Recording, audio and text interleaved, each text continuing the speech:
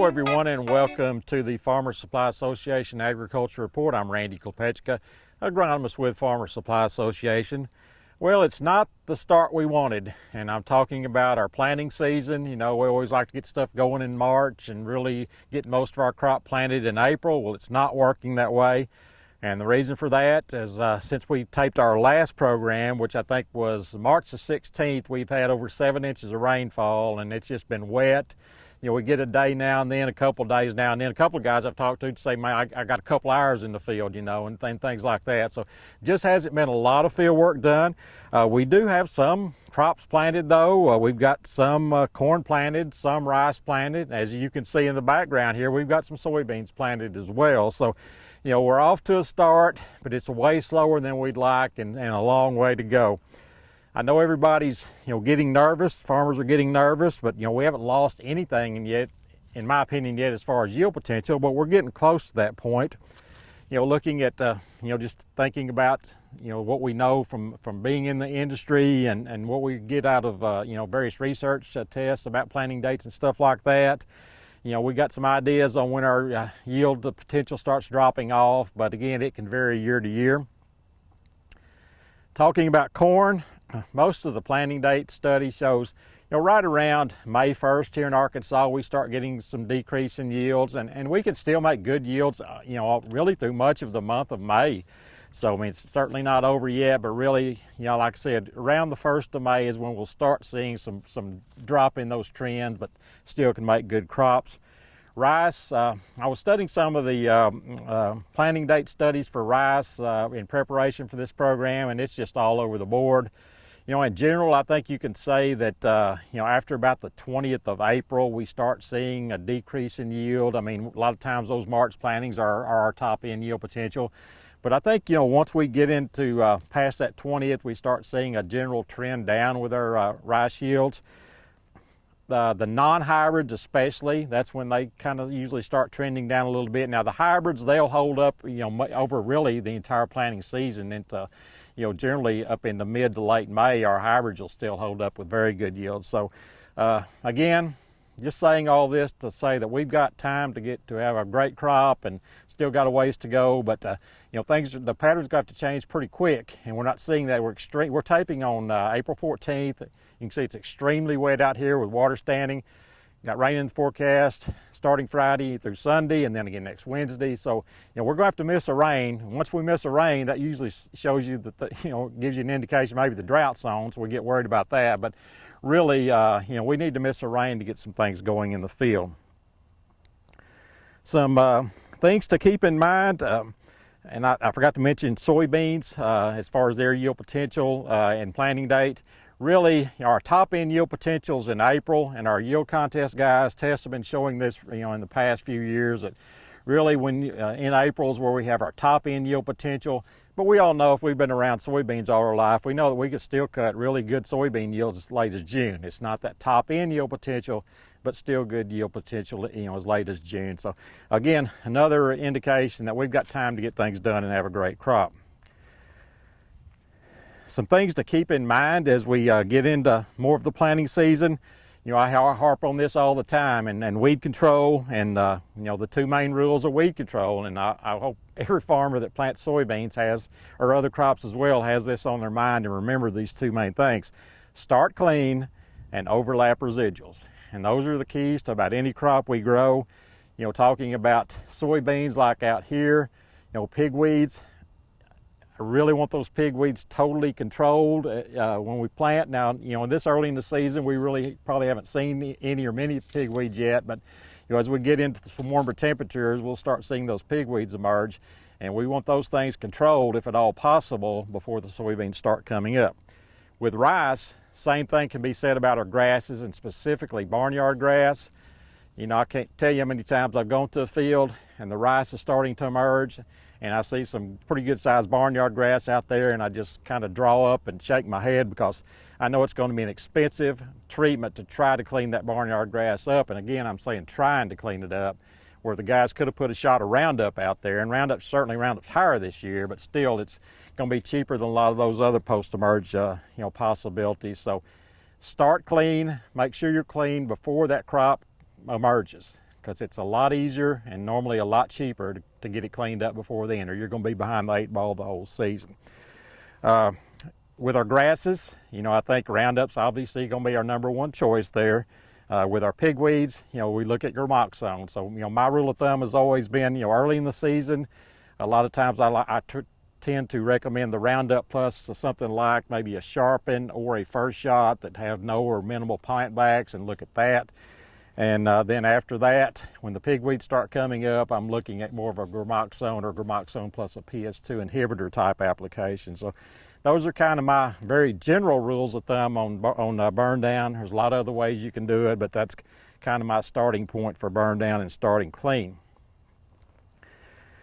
Next, overlap residuals, and we talk about that multiple times a year. It's so important that we overlap our residual herbicides because of the, sometimes the uneven control, the erratic control that we get out of the post-emerge application. So overlap residuals, we talked about rice last time, so we won't talk about that again.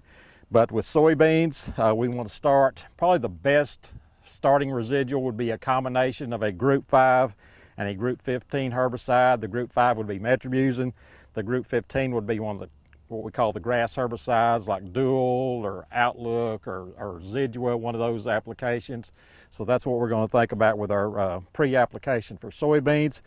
And then our overlap after the soybeans emerge is going to be one of those Group 15 herbicides, and we're talking again about the the Dual, the Residua, or the Outlook. So that's kind of how we overlap our residuals with soybeans. Those other options, we've got, Prefix is an option. Certainly Valor and some of the Valor containing products are options. But I like to start with that Group 5 and Group 15 combined. Make sure your variety is tolerant to metribuzin, which most of them are nowadays, but double check and be sure of that before you put any metribuzin out there. So that's kind of our rules of thumb. Starting clean, overlap residuals. Next thing I want to talk about today, or kind of close the program with, is fertilization. We started talking last fall really, about the higher price of fertilizer and the issues they were going to present, and we talked about that a lot in detail actually back in the fall. Well, nowadays that fertilizer price is still high. It hasn't gone down any. As a matter of fact, it's probably come up a little bit since then. So we still got people talking about how they're going to handle their fertilizer applications, whether they're going to cut, whether they're going to stay the course, or what they're going to do. It's always great to have something to base this decision on. Obviously, if you've got soil tests, it's great to be able to base your fertilizer recommendation, or just field history. I mean, if you've been farming ground for a long time, you kind of know what the field, what kind of response you get to certain fertilizers, so you can use that too.